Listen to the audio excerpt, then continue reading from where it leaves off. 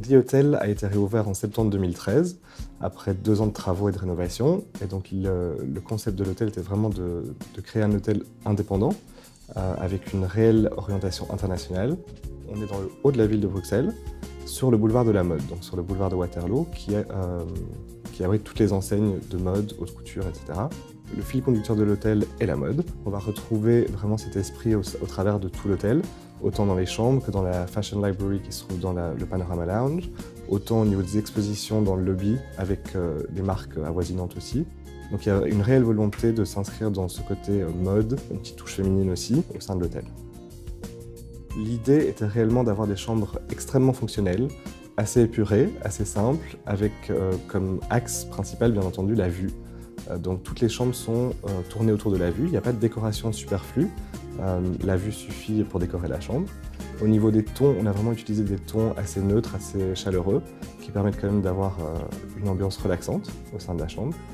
Au niveau de technologie aussi, on a intégré pas mal d'éléments dans la chambre, que ce soit le Wi-Fi gratuit, la domotique dans la chambre, tout ce qui est prise, côté fonctionnel, les médias hub, etc. Donc il y a vraiment tout ce qu'il faut au sein de la chambre pour autant le business traveler que le voyageur qui vient pour le week-end à Bruxelles.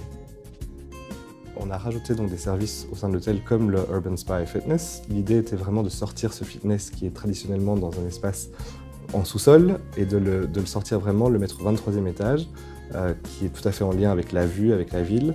Et donc on a ce spa et ce sauna qui sont avec une vue assez imprenable sur la ville.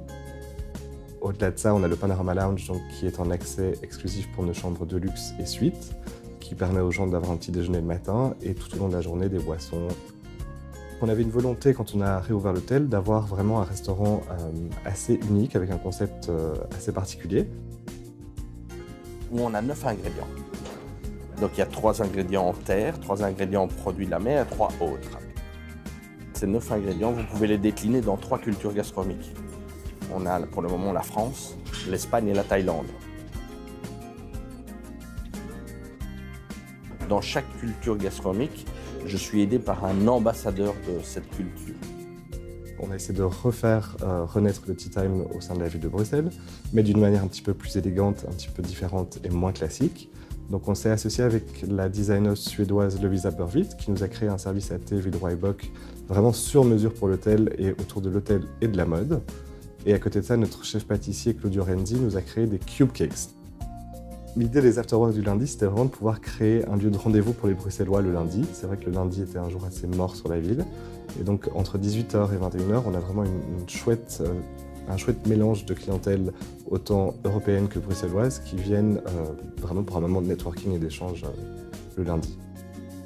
On essaye toujours d'offrir un service extrêmement personnalisé.